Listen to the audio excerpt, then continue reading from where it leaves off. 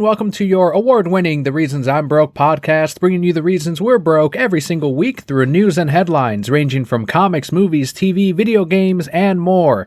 I'm Daniel, and today we are going through episode number 469, Sector 469, with the very own Lazy Gaming Guys is Scott. Welcome back to the host chair, Scott. Glad to be back. It's always a fun time. We're going to go into some gaming stuff, a lot of movie news this week, so let's jump right in.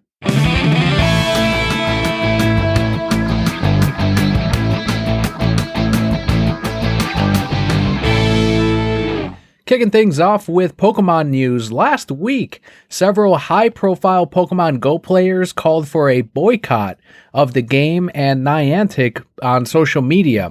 And this was through a post on Reddit where players penned an open letter to the company pleading to not remove the features they installed during the COVID-19 pandemic that allowed players to play the game from home or within a safe distance of several stops and gyms so they wouldn't run the risk of being exposed to the virus.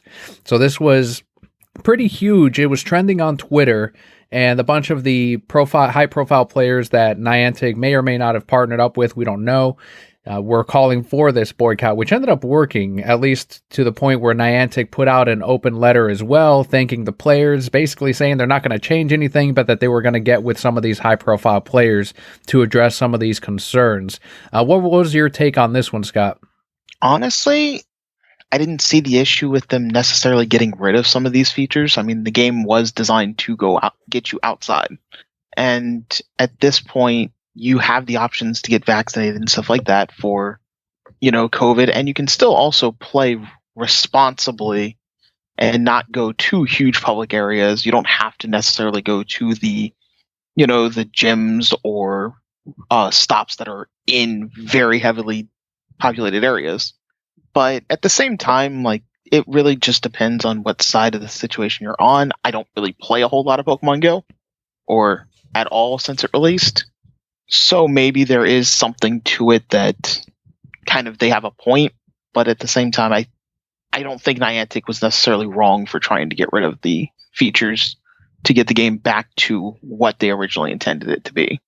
I played it for about a year when it first released, and it had people out and about. They was flooding the parks. It was massive. I don't think it's quite as big now.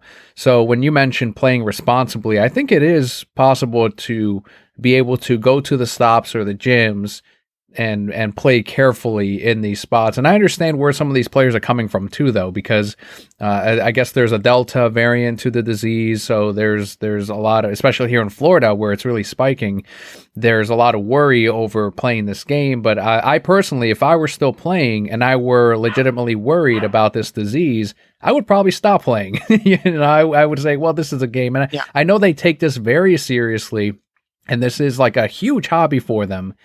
But, at the end of the day, if you're really that worried about the disease, maybe, I would prioritize, I think, my life over playing the game if I were that concerned.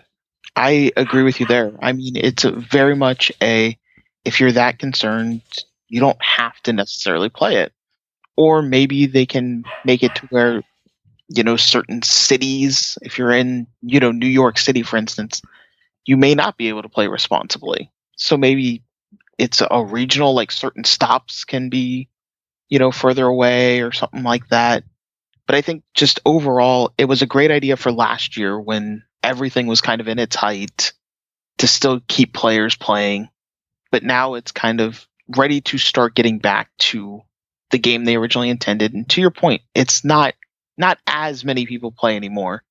There's still a huge fan base, but it's possible to go play and, sit in your car near the Pokestop and get the points or the gym, and you're in your car.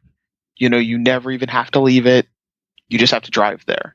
And that way you're not exposed to anything, or you can stay 6 feet back. A lot of the Pokestops are also in open areas too. Mm-hmm. Which, if you're outdoors, is supposed to be a lot better situation. So, I mean, there's ways to play responsibly now, whereas to your point, back when it launched, it was crazy. Do you think there's any point to a PR stunt of maybe someone at Niantic or whoever runs this should go, look, there is this variant coming out. Maybe we should just extend the Pokestops just to avoid the PR nightmare that could come out of like, I caught the Delta variant because I was playing, just to kind of say, well, we did our part. We expanded the spots, like maybe just for a month or two, just to until things kind of calm down a bit. I mean, ultimately it's up to them, but I guess it probably wouldn't hurt at that point to just go, you know what? We'll hold back on removing the features again for another 3-4 months or maybe till the end of the year. But January, it's starting up, period. Back to normal. Here's your advanced warning. Yeah, that'd probably be a good idea. And I'm sure they did make some kind of announcement ahead of time, like, hey, we're removing these features. We're making the Pokestops normal again or whatever it may be. And I guess we'll see what Niantic does out of this. But again, I will plead if you are really concerned about it, then maybe hold off on Pokemon Go for the time being. We got some comic book news. This one came up while I was on Buds Bros and Superheroes. I had a guest spot over there, so make sure to go over there and check that out too. But I wanted to get your take on it. DC Chief Creative Officer Jim Lee has confirmed that the publishing arm of the company isn't going anywhere anytime soon. He shared with The Hollywood Reporter, quote, "Occasionally you will run across that article or tweet and I have to bite my tongue to not jump into the conversations. It's the furthest thing from the truth. If anything, it's the exact opposite. The comics that we publish, the core canon we establish in comics, is driving everything that we do across DC in media," end quote. This is something that I was telling Nick, the host of the other show, that every 5 years, it seems like, or for the past 5 years, they've been saying they're going to stop publishing DC comics. They're done. And it's like every year it's the same story. It's like, so when are they supposed to stop publishing DC books? And even now, the chief creative officer, Jim Lee, is saying, no, it's not true. It's the opposite. And he wouldn't know, obviously. So it's kind of interesting how people are so fascinated with the doom and gloom of print needing to go away, specifically DC. Yeah, I never understood why people are so adamant against like print even existing nowadays. It should be, it's this archaic thing.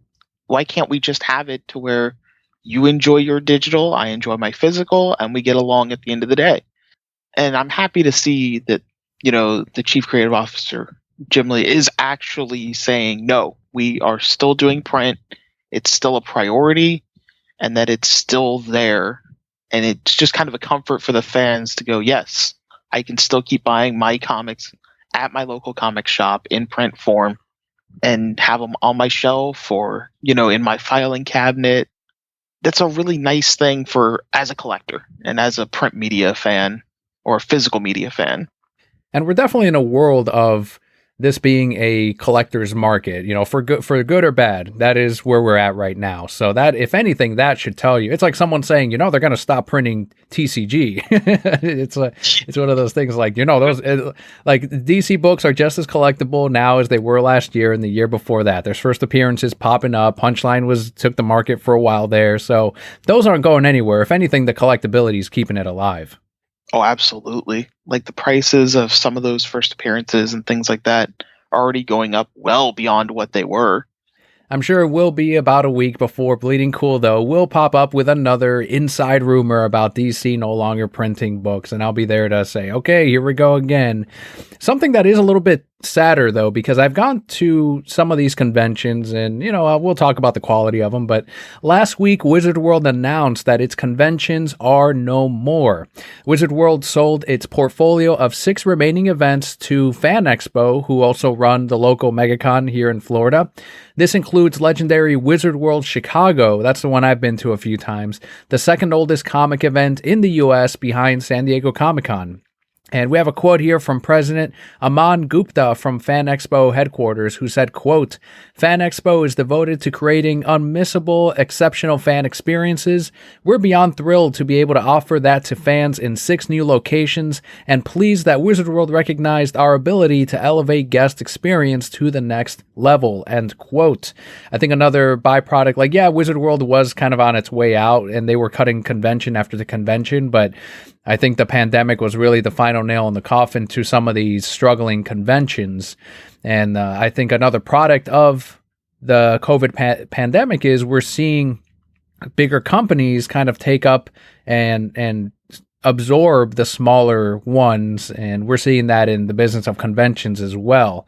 What are your thoughts on this sort of monopoly that's happening now? Yeah, it's kind of sad to see. From what I had heard, I guess Wizard World and stuff like that was having issues with it. And to your point, COVID just kind of accelerated that problem, and it just kind of, instead of 2 or 3 years being out before they would quit, it was suddenly. But it is also kind of sad to see it go to Fan Expo, because to your point, Fan Expo runs a ton of conventions, and they are a very big hub of conventions at this point all around the US. So it is starting to create a monopoly. I wouldn't call it one yet, but it's making it to where most conventions, like here in Florida, at least 2 out of 3 of the big conventions are fan expos.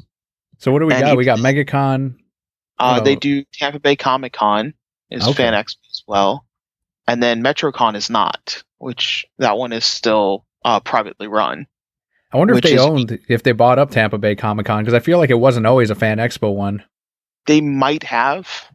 I didn't even know about it until they started advertising it. When they bought up MegaCon, they started advertising the Tampa Bay Comic Con. Yeah. So either they had bought it before MegaCon or around the same time, because then they started advertising both. But as far as the other conventions in Florida, we only have very small ones, and I don't know if they survived COVID. And that's the other thing, is a convention like ShadowCon was a very small convention that was having issues surviving before COVID. They had to actually cancel their 2019 convention because they couldn't even get a venue. So then it just comes down to MizuCon, which is closer to the Tampa area, or sorry, Miami area, and then AFOCon, if that's, but I don't know if either of those survived COVID. So it might be that out of the 3 remaining conventions in all of Florida, for the most part, Fan Expo owns 2 of them. Exactly. Yeah, and I will give credit to Fan Expo on one portion of it, and I do have my complaints about them. But compared to the couple of times that I went to Wizard World Chicago, I went with friends, so I still had a good time, and they had a lot of local artists, but their talent itself wasn't really robust. So I would go there and I'd get some commissions from local artists, which was fine because there were some decent talent there anyway. But you wouldn't have some of these bigger stars that you do see at conventions like MegaCon, although it didn't happen this year because half of their guest list canceled because of Yeah, the spikes in the state, and I'm shocked they didn't just outright cancel the whole convention. But so Fan Expo does bring that talent with them. They have these contracts, they have these relationships in place already with these celebrities, and they can go, hey, can you fly down to Orlando? We now run this convention over here, or in this case, Chicago, and they can just kind of move right in with that same talent. And I'm sure that voice actors and actors and comic guests that are maybe looking, that do make their money from conventions, are like, great, more venues for me to work with Fan Expo and go to these places with. So I'm sure that aspect is there. But the one thing too is that I noticed, at least and I'd like to hear your thoughts about what changes you noticed with MegaCon after they were bought out. But I noticed that everything was a lot more expensive. The comic guest area was smaller, and it was more like San Diego Comic Con, in which they were focusing more on media guests rather than comic guests, which I had a bit of an issue with. And again, I think tickets were almost twice as expensive this time. And I know for a fact that people were saying that the autograph tickets and the packages were more expensive than they were back when MegaCon was locally owned. What kind of changes did you notice after that buyout happened? yeah. Ticket prices definitely increased quite a bit, and they also started the whole tiered ticket prices a lot more. Instead of your normal 1 day pass or weekend pass and maybe a small VIP pass, it was 8 or 9 different ones that ranged from the $60 for, or no, about $30 for the day, up to $600 for this whole huge fan experience thing. And it was just kind of one of those weird things with that, and it kind of catered to people that paid more, because they would get special perks like being able to cut lines for autographs. They would be able to get in early and things of that nature just by paying more. To your point, they also started doing more media guests. I mean, MegaCon was already a very big media guest one as well, but it seemed like there was a very good balance between comic guests, media guests, and even voice actors. There was a very even mix of someone you would like versus now it's what big name movie stars can they get, and they focus on things like that. I have some customers, some friends, and some regulars at the store too that were very excited about. I know Treasure Hunting Sonic, he's hyped for MegaCon, and yesterday we have a little flyer for MegaCon, and we've been crossing out all the people on there with every cancellation, and we're like, geez, this is like Guess Who or something. We're just knocking out the faces, and so I'm curious to see what it's going to be like to those who decided to attend. And if they're, I think if you're there for the cosplayers or just for the fan experience, maybe the booths, because I doubt the booths are canceling like the guests are, then you'll probably have a good time at MegaCon. But if you're there to get autographs and commissions and to meet celebrities, I think this is probably going to be one of the worst MegaCons in recent years. And I get that it's during the pandemic and all that, but I kept trying to kind of tell people, look, if you're going for the guests, I just expect for them to cancel because it happens every year already. But this year it's going to be even worse, especially as even without the spikes happening, there's already people on Twitter, celebrities and comic guests that are like, yeah, I'm not going anywhere near Florida because of the way they handled the pandemic in the past. Good or bad, again, that's up to you, but this is how a lot of those guests felt. But now that there's these spikes happening, I'm like, they're not going to show up. And sure enough, I haven't looked at the cancellations today, but I'm sure tomorrow, there's going to be a shit ton. But, if you went for the cosplayers, I'm sure you'll have a good time. Coming from a person that went to a convention during, this year after COVID and kind of a sort of pre or post COVID, it's as long as you kind of temper expectations a bit, it's not going to be the greatest convention year. But yeah, if you're going to see some local artists, maybe get a commission from them, you're going to support some of the local merchants and stuff that open booths at the conventions, and you're just going to see cosplayers, there's going to be a pretty good amount, at least from the convention experience I went to. But yes, to your point, if you're going for the celebrity guests, you will be disappointed. There's no way around that. A lot of them just aren't going to show up or already canceled, and it's just not worth it at that point for you to pay that much money for your ticket if that's what you were really going for. If you're a local brokehead, let us know on Twitter at ReasonsI'mBroke how MegaCon went. If you ended up going, I am very curious to hear. We have some great Blu-ray news, and this is something that they've been asking for ever since the Batman the Animated Series set released. Since then, we've had the Justice League Blu-ray set, the Batman Beyond, and now Superman the Animated Series is finally getting a Blu-ray complete series release. The 25th anniversary celebration of this is going to be made up of 6 Blu-ray discs that include all 54 episodes along with new special features and commentary. And according to them, that adds up to 21 hours of additional entertainment.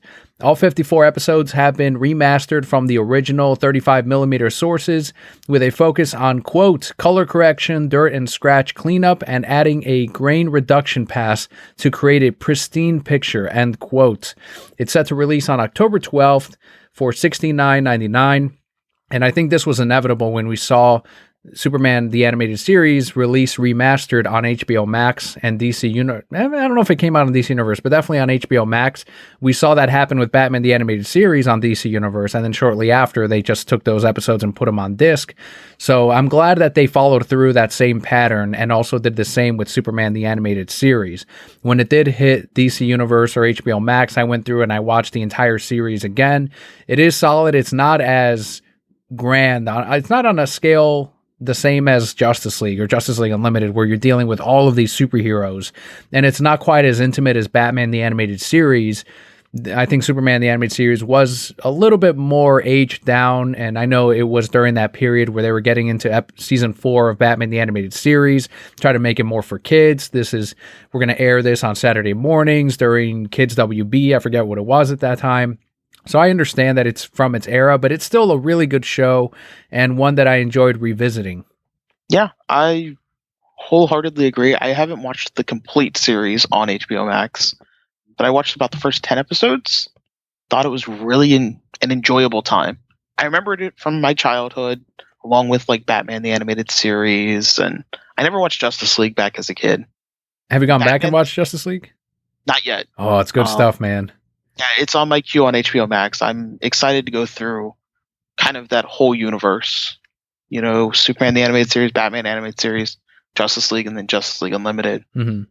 So I'm excited for these Blu-rays. I still need to pick up things like Justice League and Batman, and Superman will just kind of go on the list as well. But it's nice to see that they are doing a physical run of it and not just HBO Max. As much as I enjoy HBO Max, it's nice to see it come off a streaming service so that I can have it in my hands. And the price isn't too bad for what you get either. Yeah, it's right Consider on in line with the other ones. $70. And I'm sure you'll, if you really are on a budget, you can, I'm sure, find it on sale after a year or two. Right, yeah, which we've come across even just from Target, where they put these things on sale. And if you were to look online, I'm sure you can find a spot if you really wanted to save money. But yeah, that is the retail listing on it. And I don't know if they're going to do a 4K release for any of these. Me personally, I'm happy with, if they were to not do a 4K, I'd be happy with Blu-ray, because the jump from DVD to Blu-ray, we saw it happening, was a massive improvement between the two. Whereas 4K and Blu-ray, yes, it is crisper, it is nicer, but it's not quite on that level. It's not enough to where I'm like, well, I would love to see these in 4K now. I'm like, no, Blu-ray is good enough. So if they don't do physical releases for these moving forward to match 4K or higher, I'm perfectly content with Blu-ray. And this is why I've been really diving into each of these, because if they don't make any more, I want them in this high quality, as opposed to when we had them back on DVD, which was fine. It worked at the time, but they've gone back and really cleaned these episodes up. Plus, with 4K, you also need a bunch of other kind of cables, and if your TV is not capable of it, just to get that minor better picture. Versus, Blu-ray and DVD are very, very different. It's so weird seeing things come from VHS all the way up to like 4K Blu-ray now. Yeah, we've gone on that journey. The younger broquettes maybe like they grew up with high definition, but for us, it's just kind of like the video game consoles, where we saw a huge graphical jump between each generation. And it's the same when they do a new type of media from VHS to DVD to Blu-ray. It's just amazing how much cleaner and better these things look. Unfortunately, though, as an adult, it means suddenly I have to replace like all of my DVDs with Blu-rays. So I just have to buy the same things over again just to get them on a better version. Right. Yeah, that's true. Although maybe the younger buyers never even care about this stuff anyway, so they wouldn't be buying it in the first place. But to us, that shows the testament of whatever content we enjoyed, like the animated series, where we value it so much and it stands the test of time, where we go, I will rebuy it at this better quality because I know it's worth it. So I think that's why it's worked out so well. It just goes to show how much they really cared about these cartoons, and now it's really paying off for them. It's helping them out quite a bit, and it's helping us out since we're getting the best version we can of these episodes. Something that was not the best version of itself was Catwoman, the live-action movie that came out 17 years ago. And this came out of nowhere. I don't know why they were asked, but probably because we're in the superhero era of filmmaking right now. In an interview with Entertainment Weekly, Catwoman star Halle Berry said she has no regrets over making the Razzie Award-winning movie. She said, quote, "It was one of the biggest paydays of my whole life," which there's nothing wrong with that. I don't want to feel like, I can only do award-worthy stuff. What is an award-worthy performance? End quote. And in case you want to catch Catwoman or revisit it for whatever reason, it is currently streaming on HBO Max. But it's kind of, I don't know, I took this as she just kind of like, what am I going to do about it? It paid me well. It's not ruined. It didn't ruin her career. She's making she's had award performances since then, and we know she's a strong actress because she's done other things around Catwoman. I think if she had started off with Catwoman, that would have been it, but her talent is strong enough to where you can survive something like Catwoman. Oh yeah, like she had already proven herself before Catwoman, since Catwoman. So I don't blame her for going, well, I mean, yeah, you give me enough money, I don't care. I don't blame her. You can't say she's wrong to be like, yeah, it was a crap movie, but it gave me a bunch of money. Like, why would I care? You pay me what she got paid, I'll go do the Catwoman too. Yeah. I'll dress up in spandex to get paid like a couple $1 million. Sure. Oh yeah. Let's do it. Have you seen this old Catwoman movie? I have not. I stayed away from it. It's one of those. As a kid, I just didn't care. Right. Yeah, it's one of those like bad movie night type of things where you can laugh at a lot of moments in it. Not to the point where you're like, well, this is, it's not so bad that it's good. It's more like you can just have fun with it in a way where some of the bad parts are at least laughable in a good way, if that makes any sense. It's not this complete atrocity where it's like, I never want to I really don't want to fucking see this. There's just stuff in there that is funny and I don't know. It dates itself a little bit in a lot of the effects. It's in that era of like Daredevil, Spider-Man, where they have kind of like the weird ragdoll type of physics to some of the special effects where she's jumping from building to building. But I don't know. Like for a bad movie night, sure, check it out. And it is in the same continuity as the Tim Burton universe because they make a reference to the Batman Returns Catwoman in it.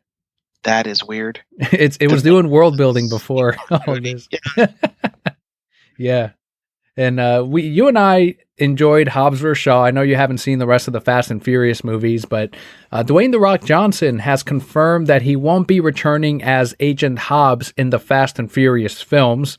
Now, there is a difference here because he did make his first appearance in that franchise, and they had since spun him off in 2019 in that solo type of spin-off franchise now. But according to Hiram Garcia, who is Dwayne's production partner, they do still plan on doing a sequel to Hobbs and Shaw. He said, quote, "After filming Fast 8, DJ made the clear decision to close the Fast and Furious chapter for all the evident reasons. We wished them all well and shifted our focus onto other storytelling avenues. So while he will not be in Fast 10 or Fast 11, that won't in any way interfere with our Hobbs plans," end quote. And in case you are not in the know, the rift between Vin Diesel and The Rock hit a high point during Fate of the Furious. And this is when he did not appear after that in Fast 9. No cameo, no role. Even in Fate of the Furious, it was a very tiny, like he shows up at the beginning and I think he shows up near the end.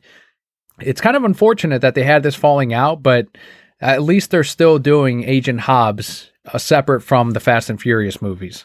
Yeah, I mean, it's sad, but sometimes actors just cannot get along for whatever reason, and it kind of sucks for the fans, but I also understand them not wanting to kind of subject themselves to that hostile work environment after a while, if they really just cannot get together. But I am glad to see that he'll be in Hobbs and Shaw 2.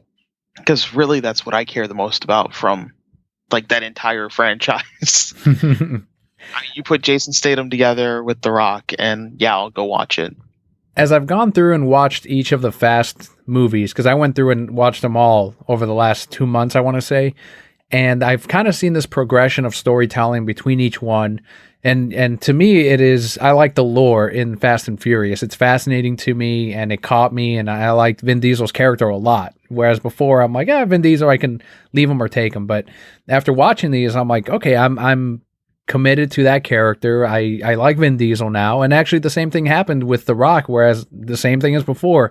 He fell in that same thing of like, well, whatever, they're action stars. But even his roles in the Fast and Furious movies, he went from a villain to a hero. And a lot of these characters do that. Jason Statham, same thing. He went from a villain and then he became one of the team members. So there's been that pattern as they keep introducing these big name action stars and making them a part of the Fast and Furious franchise. So it's been kind of cool to see all of that, and I can say now that after watching the Fast and Furious movies, I'm a fan of The Rock. I'm a fan of Vin Diesel. They didn't do this. They're trying to do the same with what's his name? The wrestler. The name escapes me right now, but the guy who's invisible, you can't see me.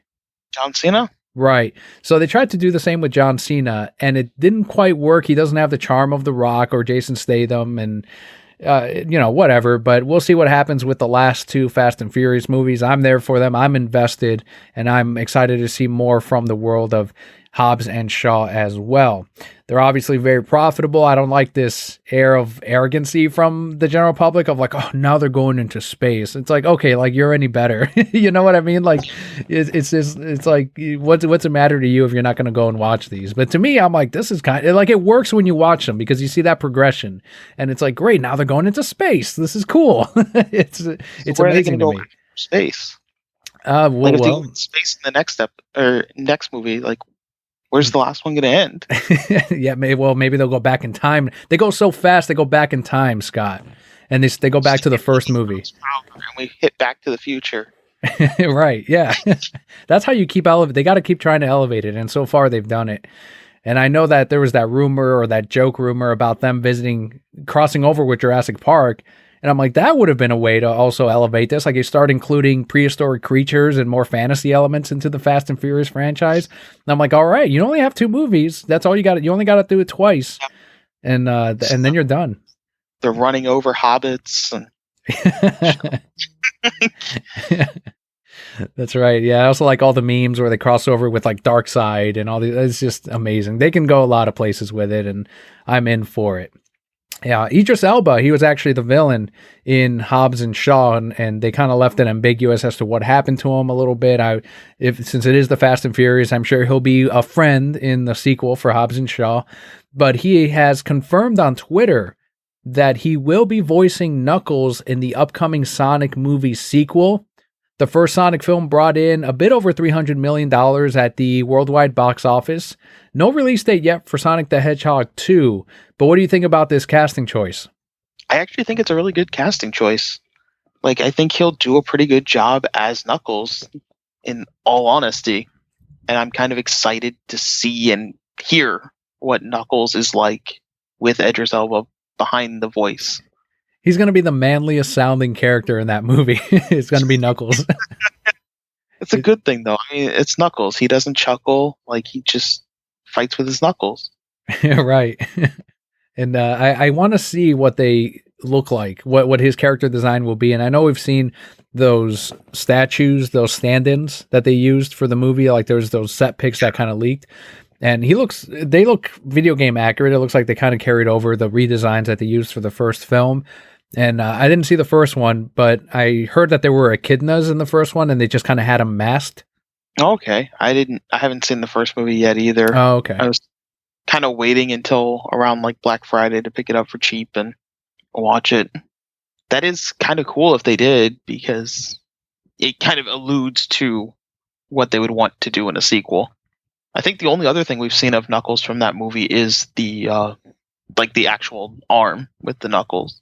Right. Because that's what Idris Elba posted with the pic, or with his confirmation of the character.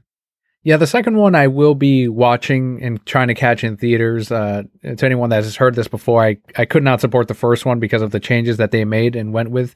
But it looks like that our original artist is not involved in the sequel from what it looks like. So, no harm, no foul at that point. They're just kind of moving forward with their own thing. So I will be checking out this sequel. I'm glad Knuckles is going to be making it on there. And I wouldn't be surprised if we saw some of the other characters show up. But for you, Scott, since we're both Sonic fans, and I've got mine, I got Knuckles already in there, so I'm good.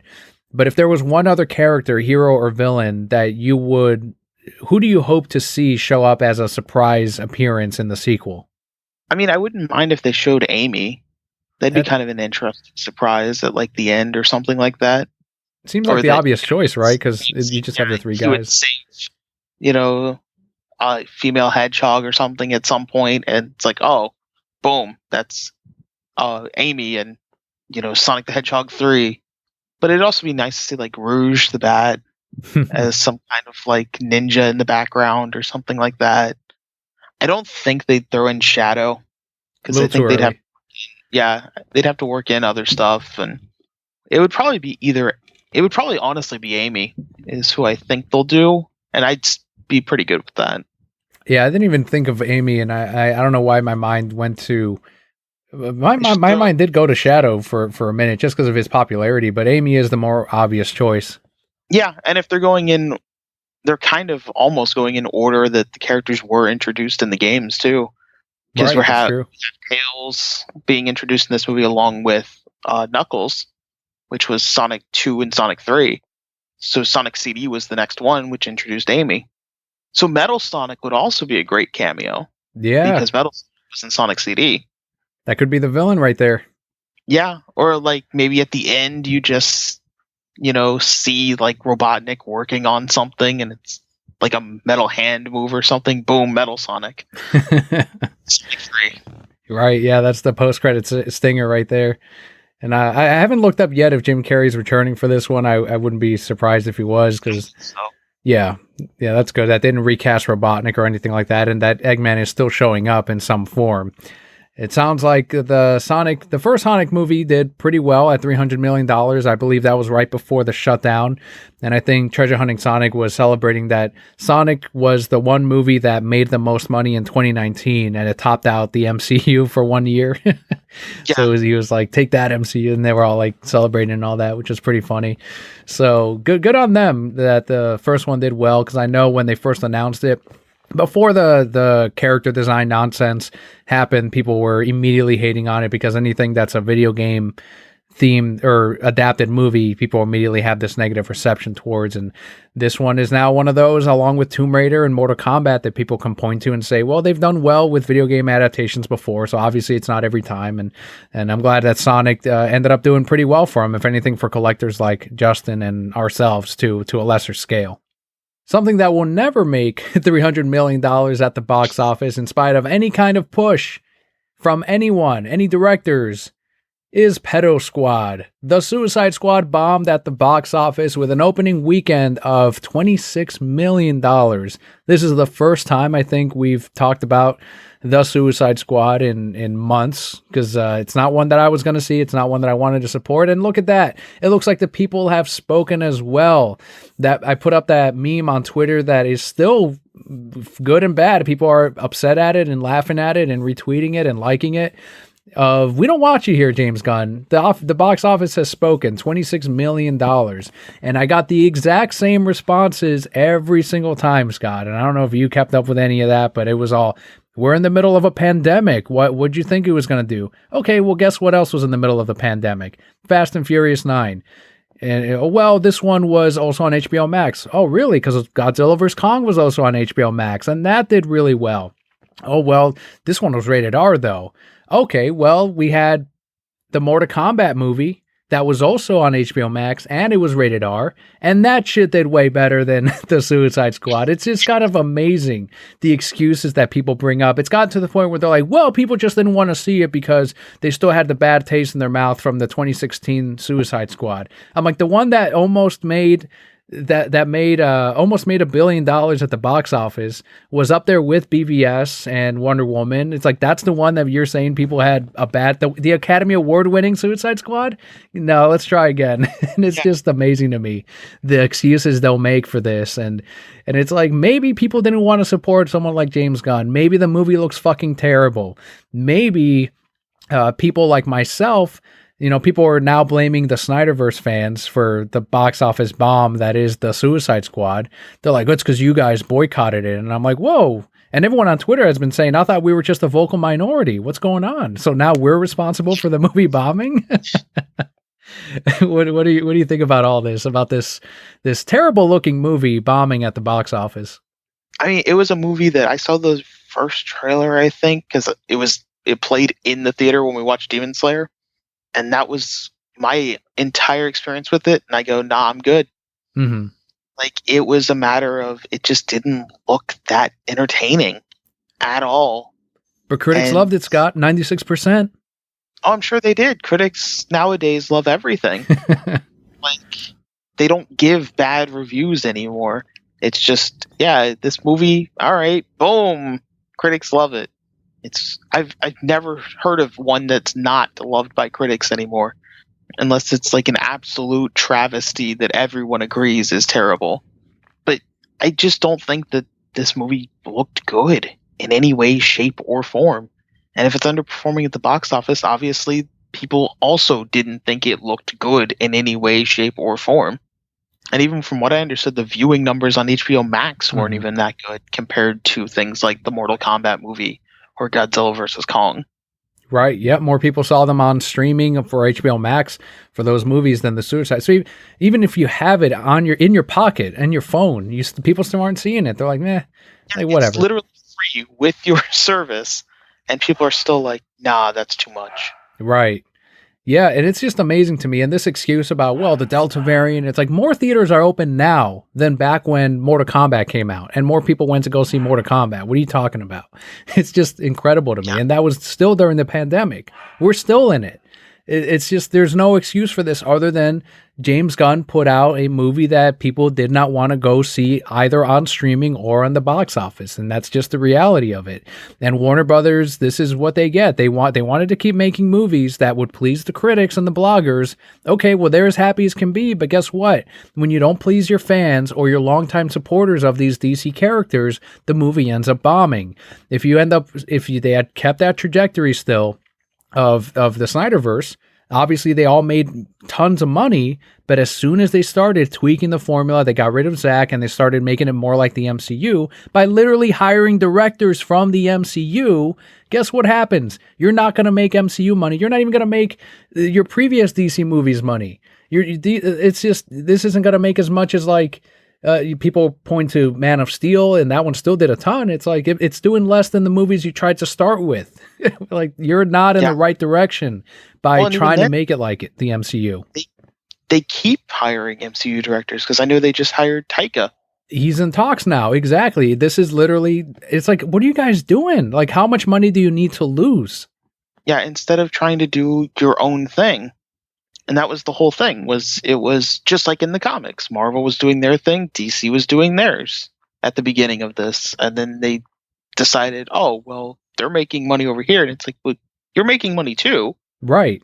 but no, we want to do that. Like, so they started, and clearly it hasn't been working out super well for them. It's been a weird battle of egos where at the start of all of this, after Batman vs Superman, which made over $800 million, I believe, but it got critically panned. And that's when Warner Brothers panicked because they're like, in their minds, Batman vs Superman should have made $1 billion. Their second movie in this current continuity, they expected $1 billion out of it, and which was one mistake right there. But their second one was them saying, if we had gotten great reviews, then it would have made more money. And that's where they fucked up, because good reviews does not equal, as much as people listen to critics, and they do, it doesn't equal to ticket sales. And we've seen that clearly with time and time again with movies like The Suicide Squad. And we're probably going to see it with the next thing they come out with. We saw it with Wonder Woman 1984. And just because your movie has good reviews does not equal a high box office. And that happens all the time, even outside of Warner Brothers, even outside of Disney. I don't know how well the Fast and Furious movies get reviewed, but those make a shit ton of money in spite of any reviews. They don't give a shit. And that's how Warner Brothers should be. They should stop chasing the positive rating on Rotten Tomatoes, and they should instead focus on their storytellers. Okay, we made $800 million. Great. Let's move on to the next one. Can you make us another $800 million? Keep going. Instead of pushing the panic button, firing the guy, changing his movie, and look where you're at now, at $26 million. Yeah, For an expensive The Suicide Squad with a director from your competition. And guess what? They're not going to do the same for your movie. Either that, Gunn is just a one-hit wonder with Guardians of the Galaxy, and I know a lot of even MCU fans didn't like Guardians 2, or the DC fans that you've been spitting on and ignoring are still not going to go support you when you make movies that are nothing like the thing that made them DCEU fans, not DC fans, DCEU fans in the first place. to your point, especially, just because a movie has great critic reviews doesn't mean people are necessarily going to go see it. It's a matter of fact of just people will either just watch, reviewers and be like, oh, okay, that's all I need to see, or they're going to go watch it themselves anyway, no matter what a reviewer says. Because to your point, Man of Steel, critically panned, but made 800 million.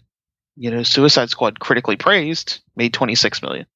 Yeah, I don't know. I don't think they're learning the lesson, and especially when you're trying to hire someone like Taika. And I don't know if that's a panic buy also of like, well, maybe not James Gunn, maybe he's not the guy, but we should get Taika. And it's like, stop trying to get those other guys. Why don't you bring back Zach? Bring back David Ayer, the guys that made you that money. What are you doing? Well, and people go, well, they're hiring Taika not because of Thor Ragnarok, but because of like Jojo Rabbit and other ones. And it's like, I would agree with that, except for the fact that it's literally they're making superhero movies again. Mhm. DC is making superhero movies, Marvel is. So when you're suddenly going to the person that made a popular with the people superhero movie and going, hey, we want you to do that over here, they're clearly getting him because of Thor Ragnarok, Right. not some of his other ones. If they were an independent movie, a whole separate thing, not giving him a comic book character, sure, they might be going because of his other work. But when they're going to be giving him a comic book character, they're looking at his past comic book character work. Exactly. There's no way around that. Exactly right. And those are the expectations they're also going to have, just like they did with Gunn, of Taika, and they're going to expect him to make Thor Ragnarok movie or money, and it's not going to happen. And just like it didn't with James Gunn. And to the people that were also saying, oh, they're Warner Brothers is throwing James Gunn under the bus, and he's going to suffer for this, just like he did with Zach. And it's like, don't even fucking compare how they treat Gunn with how they treated Zach, because it's nothing. Taking advantage of a guy whose daughter who's lost his daughter, and then taking advantage of that grief period and getting rid of him and then reworking his movie is different than make any movie you want. Oh shit, it bombed. Like this, it's very fucking different. So it's just amazing the arguments that have come my way from this meme that I put up, and people are like, "Well, it's still a good movie," and I'm like, "I'm not saying anything about the quality of what looks to be a piece of shit movie. We're talking numbers. We're talking $26 million." Obviously, people looked at it and said, this is a piece of shit. Right. Right or wrong, people looked at it and said, that does not look good. And then they spoke with their wallets. Exactly and right. Even the free people spoke with their streaming views. Yep. Oh, man. Let's talk about the theaters, though. AMC this past week, and Bobby shared it on our Discord. They reached a formal agreement with Warner Brothers to show the studio's 2022 slate on the big screen for an exclusive 45-day window. And I know we were all kind of discussing, what does exclusive mean? Maceo brought that up. And I think we all agreed that it just means that they won't put it's exclusive to theaters as opposed to like HBO Max day and date release. So they're giving it 45 days, a month and a half, which is plenty of time to hit the theatrical run before it then hits Vudu, HBO Max, wherever else Warner Brothers wants to go. This did help put to rest the idea that the theatrical window was going away in favor of day one streaming, like we've been doing for the last, since 2021 started. And AMC also announced that it will be accepting Bitcoin payments by the end of the year. So if you're into that market, you can also spend your Bitcoin at AMC. But this is, I think, a good thing for theaters, and it does put to rest that idea that theaters are going away and that it's all going to be streaming moving forward. Yeah, I'm excited to see that the theater experience is still going to be around.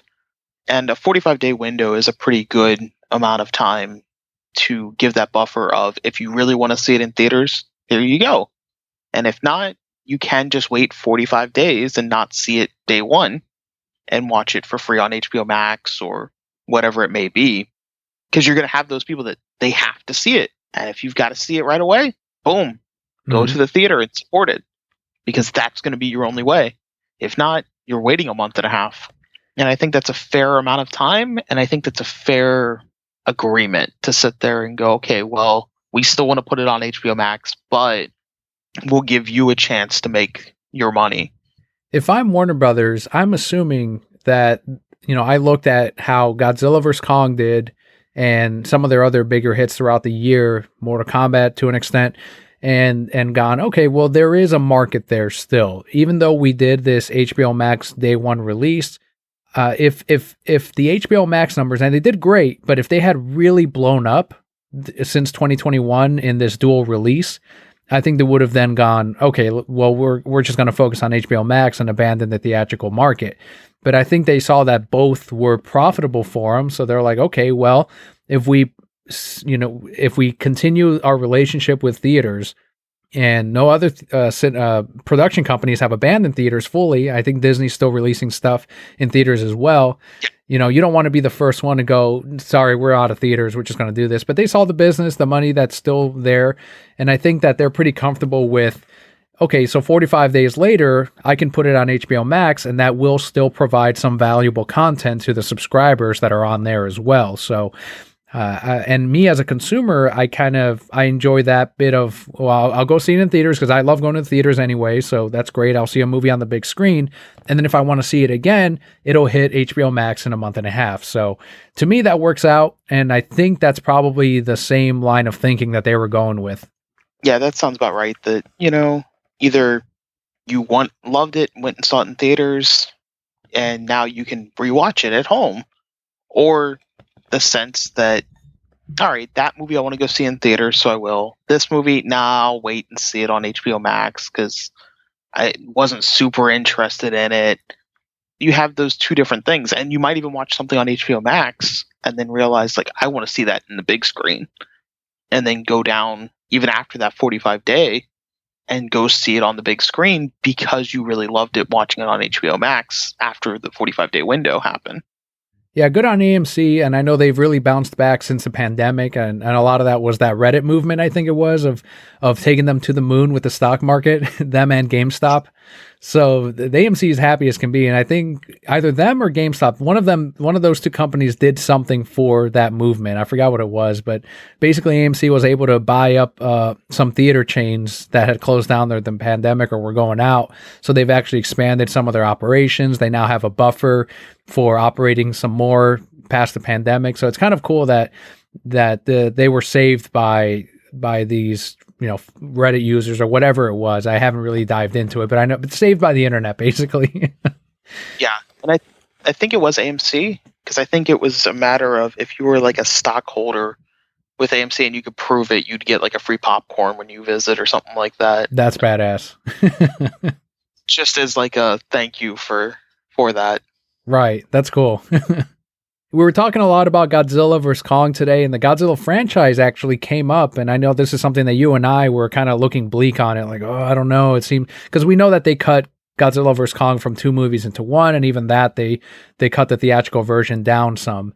But it looks like there is a future to the Godzilla franchise. In an interview with Screen Rant, the Godzilla vs. Kong writer Max Borenstein spoke out about the future. He said, quote, "I've heard some exciting things that are happening that I can't divulge. They have a great handle on things there, and I certainly have thoughts, and I'm always excited when I get involved with them. I think it's in good hands, and with the success of Godzilla vs. Kong, there will be new interesting installments coming," end quote. And just for a little clarity and just to kind of see where Scott and I and many Godzilla fans were kind of like, oh, I don't know if there's going to be any more. The first Godzilla film made $529 million. Kong Skull Island did very similar, $566 million, a little bit higher than Godzilla. But this is where it got rocky. Godzilla King of the Monsters did $386 million, less than both Godzilla and Kong Skull Island. And that's when Warner Brothers decided, okay, well, it looks like we're going to end it with Godzilla vs. Kong. That one, however, did $465 million. So it's still their second worst performing one, but it wasn't on the level of King of the Monsters for whatever reason. I still don't know why. I can't explain why King of the Monsters did so terribly at the box office. Maybe it came out too far from the first Godzilla film. Who the fuck knows? And I can't explan it because it was good. And I enjoyed it more. Yeah, I like that one more than Godzilla vs. Kong. But they, $465 million seemed to have been enough for Warner Brothers to go, okay, well, we can do more from this franchise. And it sounds like they renewed their license with Toho. Which is really good to hear. And you also have to remember that $465 million is with the pandemic and with day one streaming on HBO Max. People that only watched it on HBO Max. So they were probably looking at a lot of streaming numbers too and saying, like, this would have converted to ticket sales, essentially. It could have. Yeah, it could have. There's still that question of, how much of that, because it's weird because we can't take like this multiverse path of, okay, let's see how it would have performed if we only released it in theaters. Okay, now let's see how. So it's kind of weird, but I'm sure some of those streaming numbers would have converted. I'm sure you could take maybe 25% of those streaming numbers and say that they would have converted to a ticket sale. I'm pretty confident on that. Like, I ended up watching on HBO Max and not in the theaters but had it only come out in theaters, I would have been there Gotcha. immediately. I just wasn't able to get to a theater to watch it at the time. So it's Okay. kind of one of those things that it's like, I'm pretty sure you could take a percentage and just go, okay, well, this could convert to ticket sales. But even then, 465 billion is pretty close to Godzilla's numbers. And that's, again, in a pandemic with day one streaming on HBO Max. So I'm sure they looked at all of those factors and said, yeah, there's something still here. The fans still want something. And hopefully that means more stuff and quality stuff. While That's I the big didn't thing, yeah. hate Godzilla vs. Kong, it was definitely the weakest out of the four movies for me. That was my biggest problem with it. It was my least favorite one, and I hope that it's just a product of studio meddling because it sounds like the other ones. They said that King of the Monsters was too scary for the studio. They felt like it was too dark, so that's why it failed. That was their reasoning, and I don't know if that's true because I don't think that's the reason. That's not what I heard from people that didn't see it. They didn't go, "Oh, Ghidorah looked too scary" or whatever. It's I still don't know why, but Warner Brothers decided it was too scary. Therefore, we need to make Godzilla vs Kong lighter, and that's what they did. And I don't want them to go in that direction. So we'll see what they do with the next one, I guess. Yeah, I'm cautiously optimistic, I think is the word I'm looking for here on that, because it can be great. I mean, you give me another Kong Skull Island, style movie like that quality or another King of the Monsters quality, and I'm there on top of it. You keep only giving me Godzilla versus Kong, and I'll eventually kind of get burned out after one or two movies and go, okay, you know what? You're clearly not trying to do quality anymore. You're just trying to go along. And I don't blame the writer for Godzilla versus Kong because there was, from what we can tell, a lot of studio interference with that one, since there is even his own cut of the movie Mm-hmm. type of thing. So Yeah. I can't blame him on that. Plus, he was again wanting two movies, one leading another Kong movie to lead into Godzilla versus Kong, being the kind of, okay, you each had two. Now we have Godzilla versus Kong. And that was going to establish things like with Skull Island, why there's no hurricane around it anymore, why, Kong's suddenly in this containment unit and everything else that we had huge questions about in, Godzilla versus Kong would have all been pretty much explained. Yeah, it's like, did I miss a web episode somewhere? Like, was there a tie-in I comic? seriously thought I missed something when it's like, oh, who's this little girl that can speak to Kong, I guess? And why is he in this containment unit? I thought he was on Skull Island. Oh, he is still on Skull Island. They're just all on Skull Island. Okay. And what happened to the natives from Skull Island? Like, there's this whole Yeah, thing there too. there's a whole bunch of stuff that it was just, and going back to the teaser at the end of King of the Monsters, is it showed things like things converging on Skull Island and Right. stuff of that nature. So it was like, okay, clearly there was supposed to be some kind of battle on Skull Island with Mm-hmm. Kong that probably is the reason the natives are gone, the hurricane around it's gone, and things of that nature. Yeah, I think the writers were good. They just unfortunately had to bow to the studio, and they were probably given an option of you can do the second Kong movie or Kong versus Godzilla. And I think they were heavily pushed at that point to do Kong versus Godzilla because, well, yeah, that's the one everyone's going to be wanting to go see. So if you're going to end on one, that's the one. It's unfortunate because you're right. They set up so many things that I was excited about. Well, like they said, okay, Kong did not show up when Godzilla made himself the king of the monsters, and then all the monsters were, for whatever reason, going to Skull Island. So there was that. There was the underground. They mentioned some underground stuff with Skull Island that wasn't really addressed in the new one. Instead, they're like, oh, it's all over the world, these tunnels, and then they also hinted at Mothra coming back. They're like, there's another Mothra egg. And then I feel like the King Ghidorah head would have been something different than what they did in Godzilla vs. Kong, when they're like, well, we use it to control the Mechagodzilla. It's like, wait, why? Well, psychic stuff. Oh, was that in the King of the Monsters? No, but, it's just... Well, and you also have the new evil organization. It's like what happened to Monarch. Yes. Or the villain from the last one. This whole, overarching villain, or in the case of Skull Island, kind of that was their origins, essentially. So they were still kind of not super evil at the point. But it's like, it's a very interesting thing. Like, what happened to Monarch? Was that supposed to be in the Kong movie? Like, that Monarch was defeated? Or were the villains supposed to be Monarch and studio changes just necessitated, okay, well, we need a new villain?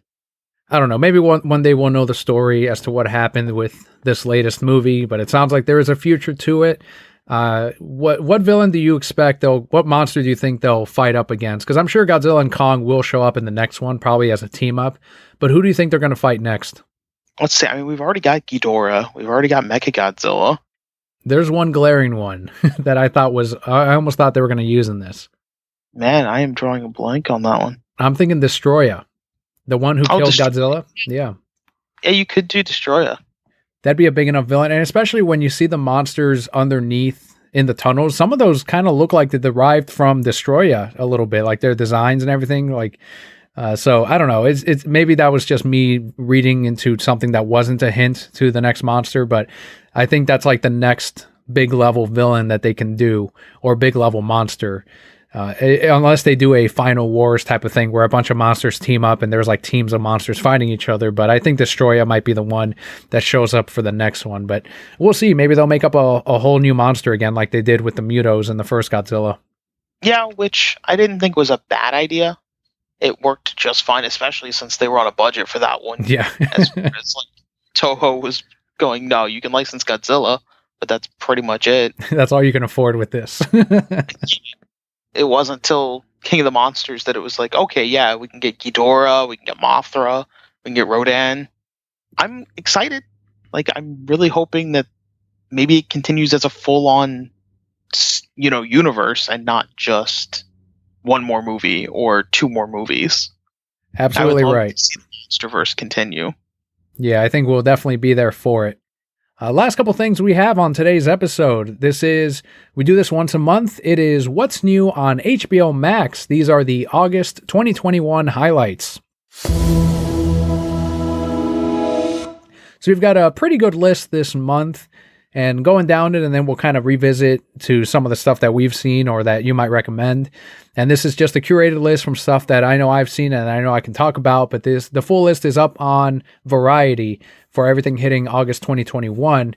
But the list goes Constantine, The Great Gatsby from 2013, has Leonardo DiCaprio in it, Inception by the great Christopher Nolan, The Lincoln Lawyer, Matthew McConaughey, great role in that one. That's the one that Kelly and I saw and we're like, this guy's fucking serious. He's a good actor. Requiem for a Dream, done by my favorite director of all time, Darren Aronofsky, stars Jared Leto as well. A Scary Movie, Spawn, which we've been playing at the comic shop, Teen Titans, Trouble in Tokyo, Titans Season 3, Jurassic Park 1 through 3. Godzilla vs. Kong is hitting HBO Max again after it left that exclusive 30-day window. And Looney Tunes cartoon Back to School Special, which is an HBO Max original in the same line of the new Looney Tunes cartoons they've been doing. So which of these catch your attention, Scott, or ones that you may have seen before? So Scary Movie, it's actually all three. Okay. The three good ones. Scary Movie 1, 2, and 3. Because I just went on HBO Max yesterday to look at what's new and add things to my watch list. And I'm excited. I love the Scary Movie trilogy. The first three Scary Movies. Scary Movie 4 was terrible. Yeah. But the first three were a fantastic trilogy of movies and great for like parody of horror. Inception, great movie. I really enjoyed that back in the day. Let's see what else. Yeah, Inception was, if you enjoyed Tenet, check out Inception. It's not as mind-bending as Tenet, but it's one of those, like, Christopher Nolan he has not made a bad movie, and Inception is a really good one. And he does these special effects where, I don't know if you remember, where they were like falling through the room as the character was also falling. So instead of CGIing it, Chris Nolan said, no, we need to build this cylinder set that we can rotate with the actors in it on wires. They're like, well, it'd be cheaper if we just, no, but I want to do that. All right. So that's who he is. He likes to use practical effects. Yeah. I like when they do practical effects, come up with like creative ways. Yeah, for the special effects alone, watch Inception for sure. Jurassic Park 1 through 3, obviously, pretty good movies. 2 and 3 are okay, but Jurassic Park 1 is a fantastic movie. We showed it to Leo, who is really into dinosaurs right now, and it wasn't too scary for him. He liked it. he now knows that the Velociraptors are the villain. So in his mind, they're bad. Like all the Velociraptors are now bad. You know, like he used to play with one of his toys and all that, but now he's like, oh no, they're bad. So T-Rex is good now. Yeah, just get him to watch Jurassic World. It'll be fine. Yeah, that's true. Yeah, then he'll like the Raptors again. Constantine, is it the Keanu Reeves. Okay. It's an okay movie, as long as you don't go in expecting it to be Constantine. Like, it's not a bad movie as a standalone on its own thing. Have you been following the CW stuff at all? Because I heard there was a rumor that they're recasting. There's a new Constantine coming that got recast, but I heard a rumor that it does take place in the CW, which confused me because they already have a CW Constantine with Matt Ryan. So I was kind of like, what the fuck is happening? Like, yeah, so I don't know. I haven't heard anything about that one. Like, I don't know if they're going to multiverse explain it away or whatever, but to me, it doesn't make sense because you've already got a great Constantine right there. So I don't know. I also don't know what they're doing on the CW, and obviously they've alienated me enough. On the CW, so yeah, I think the last one that stood out to me was Spawn, because I haven't seen it yet, but I added it to my queue because it looked interesting. Spawn was never one of those characters that I watched as a kid, but as an adult, I'm like, I'll check that out. Yeah, you're in for a ride. There's a little bit of good in it. There's a lot of bad in it, but it's very dated. It's a period, it's a 90s movie, so you get those early computer effects, and some of the costume work though is incredible, especially on John Leguizamo as the clown and Spawn himself. Like, they do practical effects for when they're doing still shots of dialogue or whatever. It's just when it comes to the action, it's like, oh shit, this looks like a PlayStation game type of thing, But you know what? It's worth watching once. I will say that. So, yeah, I'll be curious to see what you think of it. Definitely. But yeah, those are the ones that stood out to me. There's a decent selection there, though. And obviously, if you haven't watched Godzilla vs. Kong, if you didn't watch it during that 30-day window, at least check it out. Mm-hmm. It's worth a watch if you like the MonsterVerse, even if it is the worst of the four. Yeah, The Great Gatsby I had on here because it's a book that I read in high school, and I really liked it. But I never saw the movie, and I like Leo. I think he's a really strong actor, so I kind of want to see their adaptation of it. So I'm gonna check that out. Lincoln Lawyer, I love watching. Netflix is about to have a spin-off show from this because I know they're based on books. But the Lincoln Lawyer with Matthew McConaughey, it's one of those where it's like, holy shit, he's one of my top actors just from that role alone. And then he started doing amazing things. Interstellar, another Christopher Nolan movie, absolutely stunning movie and great performance from him. I think he won an Oscar for that one. So this is the one that told people he is a serious actor. He's not just a romantic comedy guy. This guy's here for the good stuff. So I do recommend watching that. Requiem for a Dream. It's a tough watch, just like a lot of Darren Aronofsky's movies where they're not comfortable to see. They're not for the general audience. This one's about drug addiction, but it's an early Jared Leto role, another great performance by him, and a strong movie to watch too. Ellen Bernstein is in it. She plays Reagan's mom in The Exorcist, and she's another tremendous actor. She was also in The Fountain, which was another Aronofsky film. So he likes to work with some of the similar actors that he's worked with before, and Requiem for a Dream is one of those that kind of cemented a lot of that. Oh, one of the Wayans brothers too is in this. We were talking about Scary Movie. Nice. But he's in Requiem for a Dream as well and does another excellent performance in there. It's just he's one of those directors that he's like, give me any actor and I will get you a great performance out of them. And he did it with Mickey Rourke in The Wrestler, like propelled him into like cinema status of shit. Now he's in Iron Man 2 as the main villain. So yeah, it's another great Aronofsky film. And aside from the ones you already covered, I think the last one I will absolutely also check out is the Looney Tunes cartoon Back to School special. I've liked the Looney Tunes cartoons. I believe it's a more classic approach to them, with Bugs Bunny having the yellow gloves just like he did in his early appearances. And they've gone back to the roots of what is Looney Tunes. And it's not 3D like the Space Jam movie. It's all hand-drawn, and it's good. They're short little cartoons just like they were back in the day, and they hold up. The humor's still there. I haven't recalled seeing Speedy Gonzales return yet, unfortunately, and I think they brought back Yosemite's guns, because I know that was a big thing where they removed them due to controversy or whatever. But I think they've kind of started to see that Looney Tunes is made for an older audience, because that's what we grew up with. So, yeah, I mean, they're solid. They're solid. So I'll check out the HBO Max special as well. But we do that once a month.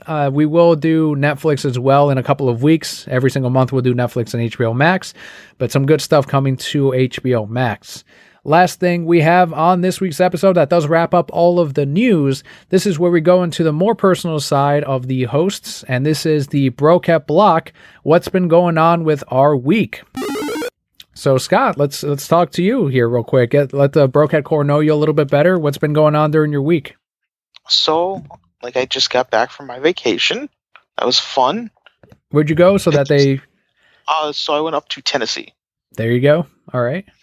And yeah, like went to some used bookstores and an antique shop where I found a bunch of old comic books, which was really cool. I wasn't expecting that. It was an antique store that had a little place called Bob's Burgers in it. You get a burger, fries, and then you start walking around and boom, long boxes of comics. And they were all older comics too for a reasonable price. So I was able to pick up a few for one of your other guest hosts that is on here normally with Bobby. Yeah, I was able to pick up some comics. And I also picked up a few myself that I posted in the Discord in the Collector's Corner. So if you want to check that out, you can go to the Discord for the reasons I'm broke. But yeah, that's been kind of the fun week I had, was just kind of going on vacation with the family and being able to pick up a few different comics, manga, and even a few anime and video games as well while I was up there. That's amazing. I've never heard of a burger antique joint. That's amazing to me. Like, that's got to be the only one in the country. It was really cool because, like, you just walk in, there's one employee. They just walk up to you and go, okay, what do you want? You know, order burger, fries, and then they go back, make it all up, serve it to you, and then just keep going. And it was amazing food.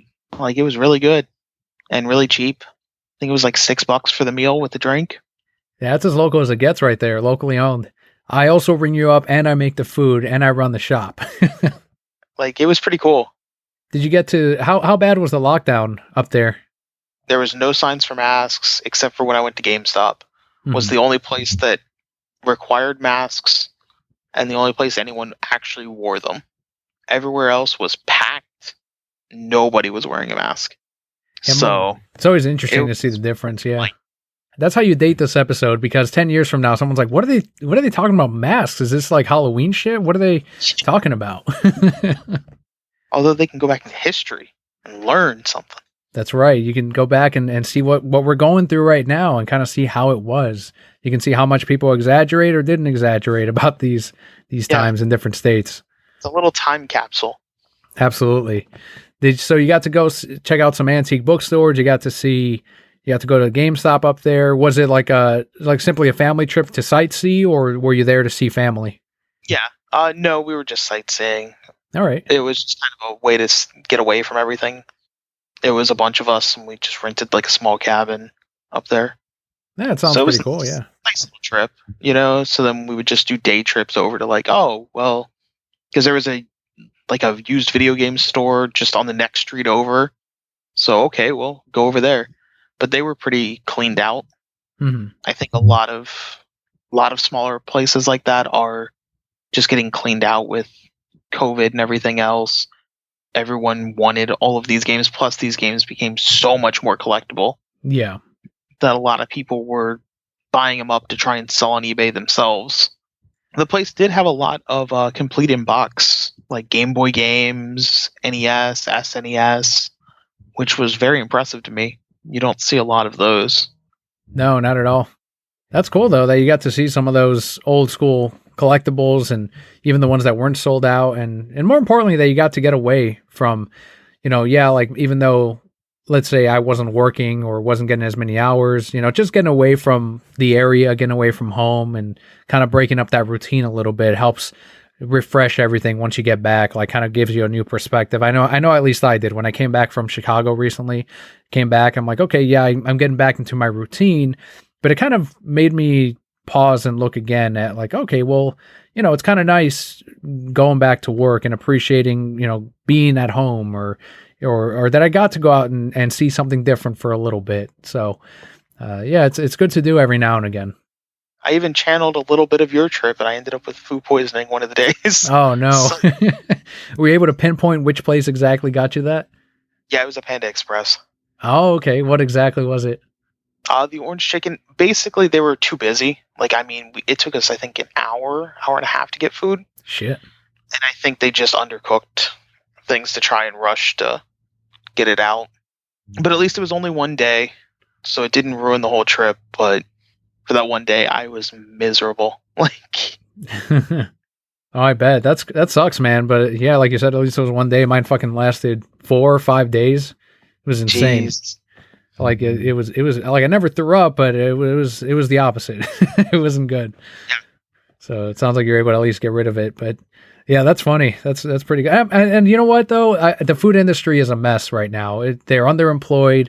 They're too busy. They've got a lot of unexperienced people on all fronts because people stick around for 2 weeks and then they move on to something else. There's a huge employment thing happening right now that unfortunately a lot of places are hurting. And I'm sure stuff like food poisoning is a lot more common now than it was pre-pandemic. Right. And I don't blame, Panda Express or the employees there. I think that an employee just made a mistake and that's about it. Whether they were inexperienced and made it or just, too nervous and rushed and whatever it is, that's what happened. Like, Yeah. I know the end result. Like, Well, that's pretty cool, man. On my end, I've been prepping for Free Comic Book Day. For those of you that are listening to this on Patreon early, it's coming up. So nationwide, even if you're like, oh no, I'm out of town. Well, wherever you're at, it's a nationwide event. So if there's a comic shop nearby, more than likely they are participating in Free Comic Book Day because it is a big sales day. Even though we comic shops do pay for the books that are given away on Free Comic Book Day, but the payoff is that a lot of people do end up coming in. Yes, they come in once a year just for the free comics, but usually they'll leave with a little something. They'll leave with a Funko Pop or a keychain or whatever. So now there's sales being attached to make up for the comics being given away and then some. So it is our biggest day of the year. I've been getting prepared for that. I've had a lot of customers ask me, is it going to be busy or was it? And I'm like, look, normally this is what it's like, but there's two weird things happening right now. One is we're in the middle of a pandemic, so I don't know how that's going to affect foot traffic, if it will at all. What time periods people are going to show up. Two, there's MegaCon nearby, so some people are going to go to the convention and then come to the store to pick up free comics. Some are not going to go to the store at all. Some are going to come in after the convention and try to get free comics. So what I'm expecting, and we'll find out next week when I talk about it, is I'll be really busy at open and then I'll be really busy at near close. And then in the middle, it'll just kind of be the more families coming in that didn't go to MegaCon. And that's kind of what I expect. And I hope it's a big one. And so far this year has been nothing but unexpected shit. Like we've been very profitable at the store, which is not what we expected. We expected to be struggling with product and people like maybe still not being at work, but no, it's been the opposite. People have spent money like crazy. It's a collector's market. So, which is a good thing. It's the better of the two outcomes, but that also means that we're short on a lot of product. Our distributors, like the plastic industry, like getting comic bags in has been difficult. If you've heard it from Bobby here a few weeks back, card supplies, really hard to get, and they're rampant. Like eBayers are coming in and they're buying them. So very weird year. I really don't know what to expect, but if you had to, pin me down and ask me, it's going to be busy in those two periods, opening and close. But I am excited for it. It is one of the biggest days again for comic shops, right in front of Black Friday. It's more busy than Black Friday. And right after Free Comic Book Day, which is in August this year, we're going to start ramping up for October and then the holidays. And then we'll do it all again next year, and we'll see where we're at next year as far as product and pandemic or whatever. So taking it one day at a time. The one thing I'm focusing on right now is Free Comic Book Day, getting this podcast done, hanging out with friends like you, getting my workouts in. I talked last week about how I started doing that 3 times a week, 4 times a week. So I've maintained that routine. And that's basically it. Just working on myself, working on the store. And so far this week has been not bad. There's been tougher weeks previous to this because of different distribution nonsense. I know a lot of comic shops did not get their DC books this week for whatever reason. There's stores in our company that didn't get theirs. There's challengers up in Chicago that posted on Twitter they didn't get their DC books. We got ours on time, and then we got our diamond order early. So I was like, okay, we're okay on our end. So it was like a smooth week for us. Yeah, your store was good. Right. So I'm grateful for that. I'm grateful that we didn't get those delays this week at least. So next week will be a different story, I'm sure, but I'll tackle it then. That's kind of the bit of working in this industry. It's a very interesting time. It's frustrating and it's rewarding and it's interesting for sure. It's not boring. No, and I think distribution issues will probably continue for a while now. I've seen that with pretty much any business at this point. Like you go into even big stores like Target and Walmart, and it looks like they're having some issues keeping certain items on the shelves just because of the fact that a lot of factories are still closed or they're so overwhelmed because of back orders and things of that nature that it's taking a lot longer to get things. Yeah, I think it will absolutely continue next year as well. And it's here to stay for now until people get back into work, people get back into a routine. I know my in-law, he was talking about how he talked to someone that works at some of these shipping yards, and he's like, we've got product, but there's no workers, shipping in, coming in, picking up this product and taking it. So it goes all down the chain. It's not even just factory level. It's kind of amazing. Yeah, it's just kind of all working together to make big issues for everyone. Right. Yeah, but I think we're getting through it. I think we're at least in our area, we're doing okay. I know ours have been an issue with you, but at least we both still have gigs, and there's plenty of places still hiring, which is good. So at worst, I think we would both have options if a terrible thing were to happen in a week or two. So that's the good thing. And obviously we're both healthy and haven't been hospitalized over this thing and all that. So a lot to be happy for, and I can only complain so much, right? Exactly. Like, it could be a lot worse. Absolutely. So I think that does it, Brokehead Core. And to the Brokehead Core on the other side, all of you on the other side, thank you so much for tuning in and for sticking with us throughout all of this during these difficult times. And huge thank you. Last week, we weren't sure where we were going to land on this, and Nostradamus right here, Scott, He guaranteed on Discord, he's like, we're going to get nominated for the podcast awards. And sure enough, we went 5 for 5 this year. So for 5 years in a row, we have been nominated for the podcast awards. So this is the first week we can, confirm it, talk about it. Huge thanks to all of you who voted. I really appreciate it. I know some of you, like Brian, have voted for the last 5 years. Bobby has voted for the last 5 years. So it's just, thank you for still being in every year and voting. To the RT Snyder Cut account for retweeting the ballot tweet as well. And they're like, he's one of us, vote. And I'm sure that helped as well. So we really do appreciate every single person that took the 5 minutes to go on podcastawards.com and to vote for The Reasons I'm Broke under games and hobbies. So now it's out of everyone's hands for the most part. I know they did select a number of voters to then go in and vote for the nominees. And so that process is going to go, and I believe they'll announce it in September who the final slate of winners are. But we are on that slate of nominees. So huge thanks to all of you and to people like you, Scott, who help make this show what it is every week, and who help make the quality of it, award nominated. So thank you to you as well, and to the rest of the hosts. Yeah, it goes out to just how much you've built up over these years and stuff like that, and how you've been doing better and better and putting more time and effort into it over the time, and you're finally getting that payoff for it. And it's just kind of cool to see. I do appreciate that, Scott. Thank you very much. And I'm glad you're a part of it as well. So that's huge. But like you said, he predicts every year like Groundhog Day. He said it will be a struggle to win. We won in 2019, but he said it will be a struggle to win. Are you sticking with that on this one? I think so. I think it'll be a rough year. There was some pretty decent competition on this one. Mm-hmm. So, including last year's winner, which is what Bobby was concerned with. He's like, I was hoping they'd drop off. Yeah. So. And I'm like, yeah, I don't know. Like, unless they stop their podcast, I don't think that's happening. Or they forget to register. Like, oh yeah, whoops, we forgot. But that's all right though, because there's we won it in 2019, and there were some big names back then too. So we'll see what happens this year. I'm just happy that we got nominated for the 5th year in a row. That's huge. That's a huge sign that we're going in the right direction, and I'm really grateful for that. So I appreciate that.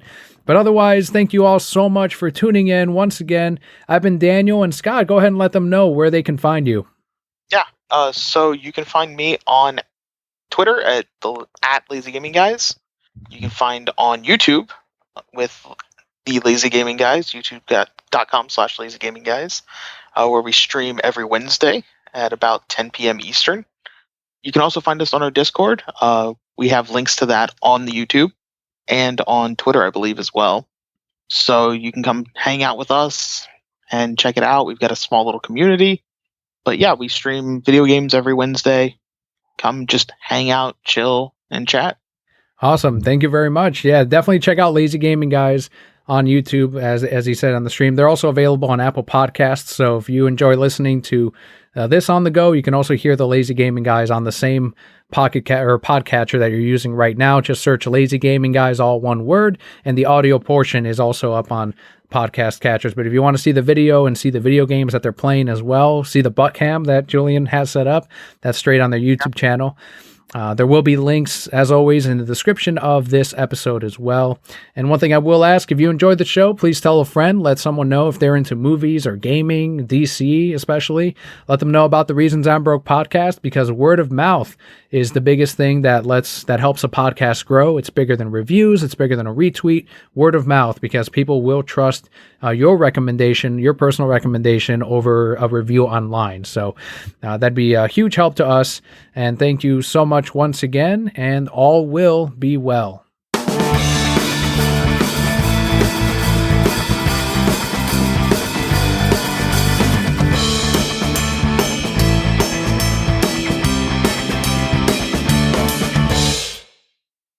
So when you went to TampaCon, did you see any, and I know it wasn't an anime convention, but did you at least get the same con experience of maybe some cringy games of tag, or people crawling around on the floor, or some weird cosplays? Did you at least get that, or was it kind of different this year?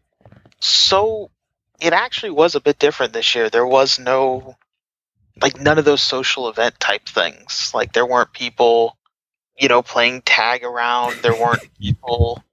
They had set up signs. No, those have been gone for years now at this point, unfortunately. Like, that was just the experience of conventions back in the day. But nowadays, with a bunch of different things happening, it's kind of like, no, people don't want to be touched. No free hugs.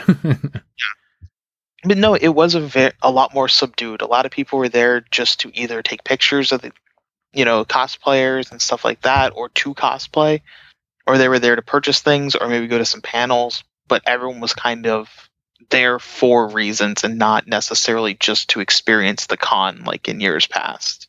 It very much seemed more like, we're here to do this, move along. All right, well, when we see 40-year-olds crawling around on the floor and playing tag, that's when we know nature has healed. That's when we'll know we're 100% back. Yes. Yeah, when you can go to a convention and just see all of the cringe, you'll know that nature is healing.